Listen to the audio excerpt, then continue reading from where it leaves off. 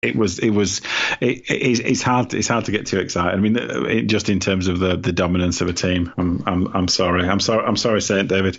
You'll have to tell me which the best one was. No, I'm even more sorry for the Hull FC fans who made the trip, because we have some great Hull FC fans who contribute to this show.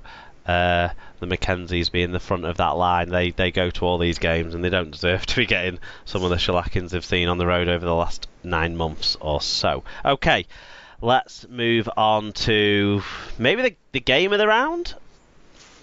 Down at the Mobile Rocket Stadium, aka Bellevue, where Wakefield hosted the Leeds Rhinos. It was 12-all at half-time.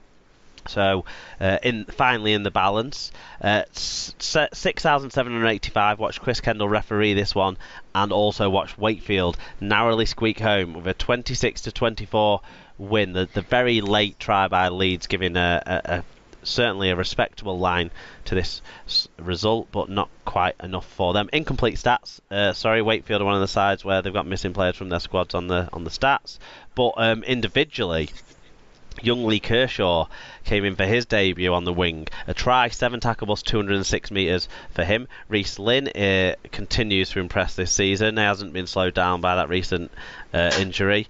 1 try, 2 try assists, 195 metres. Exceptional stuff from him. He just gets better all the time. Ben Jones Bishop outside of him grabbed a try 2 and 128 metres. 2 clean breaks. Ryan Hampshire, 5 tackle bust and 116 metres. Then for Leeds, still some good performers. Trent Merriam was back. He had a try assist, 7 tackle balls, 148 metres and 4 successful offloads. Possibly putting pay to the rumours that he's on his way out, as Leeds looked to spend the cash on Jake Connor, but that deal hasn't come off. Tumiyola Lola here gets his second stats roundup nod. I think he scored a try, but I don't have it written down as him scoring a try. But 10 tackle balls and 132 metres for him.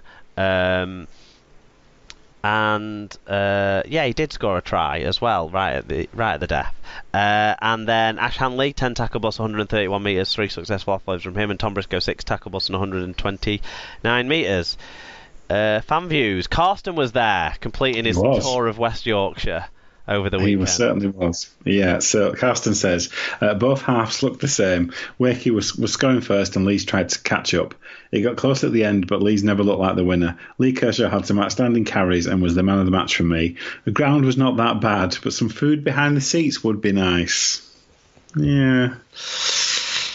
It's a wallowy old Hector, isn't it? But, that's the bit that I'm blown away. I'd say we sat in the posh seats, but there's no such thing at Wakey. But we also had one in from Josh. All right. He said, we spent so much time in their 20 in the first half and came up with nothing, but giving away 2 tries, which were beautifully read by Wakey. Dwyer was working hard as usual. Merriam played well to say he has only just got off the plane. Wakey looked comfortable and we looked clunky and awkward. Kershaw was outstanding. There was an opportunity to convert 2 penalties, which we didn't take. Wakey then converted their penalty. All around, a good game, beaten by the better side. Very balanced there, Josh. That's an awesome review.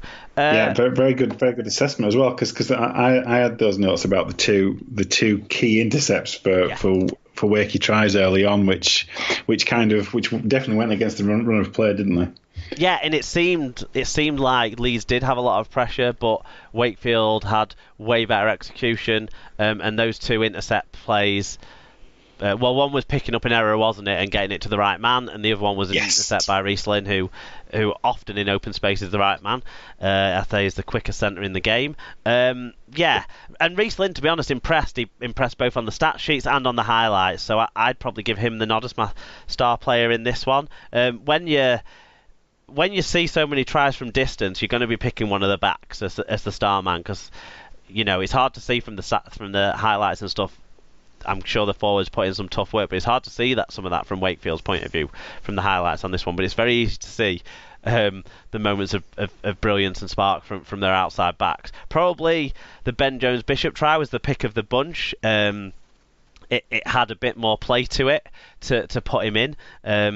with Max Jowett's, actually, and Matt Parcells for Leeds, but both being quite close behind. Good interplay for those ones. Wakey were able to score plenty of long-range tries in this game. The highlight reel was probably longer just because of the length of time they had to build into all the tries, because they were almost all from long range from Trin. So well done to them. Well done for them completing the win. It doesn't sound like there was much controversy or anything like that in this game. It just seems like the better team by a little bit won by a little bit. Yeah, and to me, obviously I've only seen it in highlights, but Lee Kershaw doesn't look 19 to me. No, he looked way older than that. He's more bald than that, isn't he? So that doesn't help. You asked before, should we be scared for Hull Kingston Rovers? I had Leeds winning this game, but you didn't, and we'll get to that. But you didn't, and Leeds are joint bottom still, even despite winning. And getting off the bottom, but the joint bottom on points difference. Should we still be worried? Is there still a real sense of crisis at Leeds, or with Merrin returning, do you think there's a prospect of hope with some of the things we have been seeing? Hashtag Leeds in crisis is not dead in the water yet. Don't worry, fans. I'm relieved because he just got given a nice T-shirt last night. What's that? Oh, on the 4020 live, they did their live recording from the mobile rocket, and it just sounded like four blokes trying to have a conversation whilst 20 or 30 other people weren't listening to them. But clearly the audience were engaged in parts of it, but there was also people watching the Castleford game, I think, on the TV right, in the bar. But it was great for them to get out and about, and Carsten was there, and they rewarded his loyalty to the wider podcast world in rugby league by giving them one of their T-shirts. Oh, lovely. Yeah. Good fun. But yeah, no, Leeds in crisis isn't over yet. But in the fullness of another, dozen or so rounds, I don't feel they're in as much trouble as London and KR are, in my opinion. They're not out of the woods yet, still on life support, but I see them winning enough games, but I don't see them finishing any better than 10th. I really don't. No, I don't sense that there's any consistency around the corner for Leeds, but I think that's a good thing because they were consistently bad for the first. Well, this is the thing. They've probably played two decent halves all year. The game away at Salford in the first half against Huddersfield seemed like when they've clicked.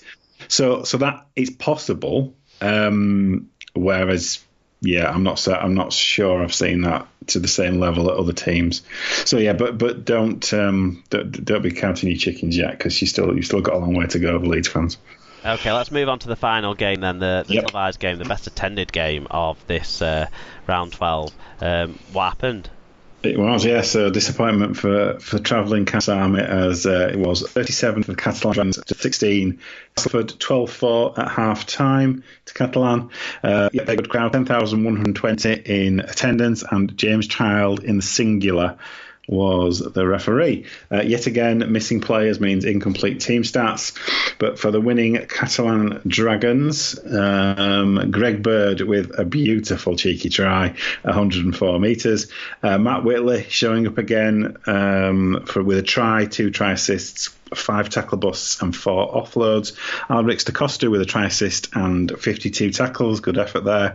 And Sam Cassiano with a try assist and 5 offloads. For the losing Castleford side, Michael Shenton with 5 tackle busts, 117 metres. Mike McMeekan with 125 metres, and Junior Moores with 5 tackle busts and 4 offloads. The first fan review we got in was from Fatboy Rob. He said, same as every year in Catalan, second best in every department. Still, we had a laugh. And they got some wonderful orange hats that they all were wearing. Yeah. They looked to have a good time, even if the game didn't go their way. And finally, Malkamatios says, you came too early, Karma. Dragons get killed on the 23rd in Catalonia. There you go. St George's Day, I know all that. So not entirely unpredictable. Obviously, I picked it, but we'll get to that. Yeah, Catalan obviously have a tendency to go well on Bank Holiday Mondays, and they certainly didn't disappoint us this time. I do want to have the old wily dog with Nicky and dive over the try. I thought that was beautifully taken. Good try. Matt Whitley. I mean, obviously, we've talked about this guy before. We like him, and I think we always have done really since he broke through. But possibly one of the underrated signings of the year. What do you reckon? He's certainly shown up at Easter, hasn't he?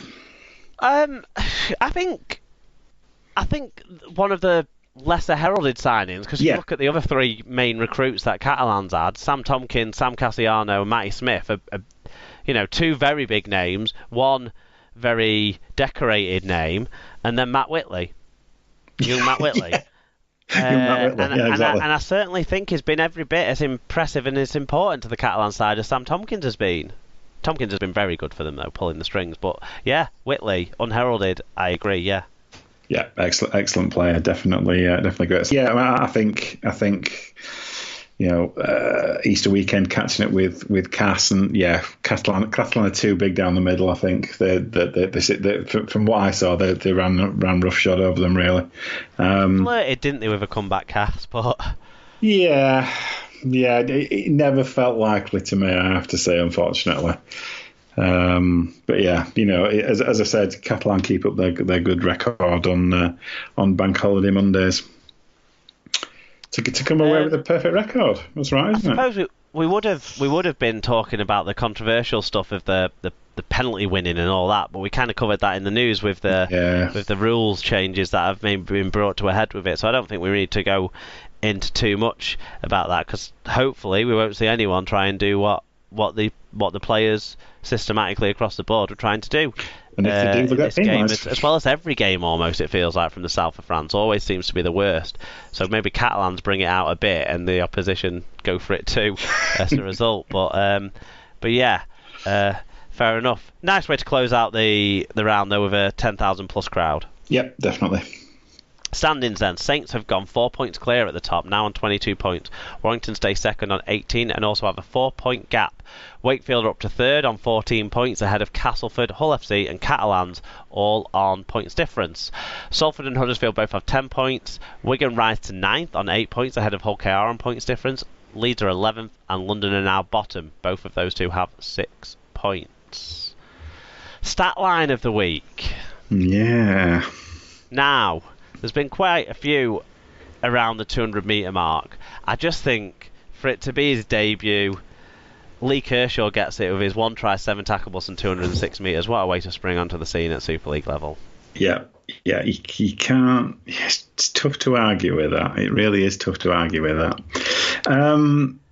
Who was your player of the week? Tricky one. Let me have a think. I'm trying to pick somebody who's been consistent over both rounds, and that in itself isn't easy. I'm going to go for Jerry, just in terms of consistency. In terms of play. Yeah, just because lots of changes and stuff like that. The better individual performances, but in terms of backing up, I'm going to go for Jerry. I only looked really at the two teams that won both games, so out of St Helens or Catalans. Lachlan Coote was very close to it for me, but in the end I went with Matt Whitley. He made both stats rounds up. He played in 2 different positions over the weekend. He played the centre on the Thursday night and he played in the second row on Monday evening, and he did the full 80 in both games, and I just think instrumental in his side's wins in both games as well. So Matt Whitley edges out Lachlan Coote, I think, for my player of the week. What about highlight of the week? I'll just say, on a personal note, it would obviously be Zach Hardick's match winner for Wigan on Monday, and let you tell me if you saw anything better. There's nothing better than seeing pure speed for me. So it's Grace's last try on Good Friday for me. Just speed kills. Yep, fair dues. In terms of the predictions, obviously we had 2 rounds. So we did. I went 8 from 12 last week. That puts me at 64% overall. Alan, you went 9 from 12. You're leading the way, 70% overall. Sarah's sound 67, and Tim is on 58%. So we've got a few guest co-hosts coming up, and then they'll both have a chance to re-establish something.